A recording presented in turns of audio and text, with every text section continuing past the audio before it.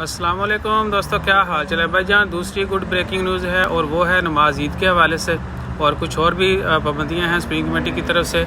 आज 24 अप्रैल है तो स्प्रिंग कमेटी ने जो अनाउंसमेंट किया उसके मुताबिक नमाज ईद की इजाज़त होगी मसाजिद में, लेकिन सिर्फ उन लोगों के लिए जिनको वैक्सीन की दोनों डोज लग चुकी हैं, जिनकी वैक्सीनेशन कम्प्लीट है। और दूसरा ये भी कि 12 साल या इससे कम उम्र बच्चों का मस्जिद में जाना मना है। तरावी में भी आपको पता है कि मना है और नमाज ईद के लिए भी मना है। इसके अलावा मसाजिद में किसी किस्म की गैदरिंग जो है वो अलाउ नहीं होगी, सिर्फ नमाज ईद की इजाज़त है।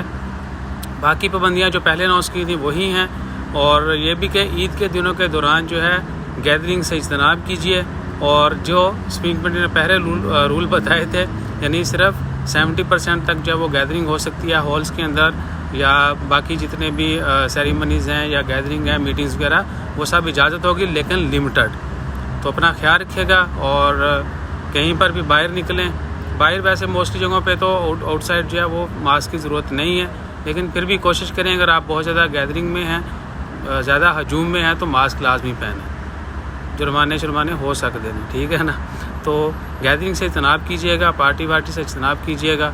बाकी अल्लाह ताला खैर रखे। जैसे जैसे मज़ीद अपडेट्स आती हैं वो शेयर करते हैं। हमारी तरफ से एक दफ़ा फिर तमाम दोस्त आपको ईद मुबारक। जज़ाकल्लाह। अल्लाह हाफ़िज़।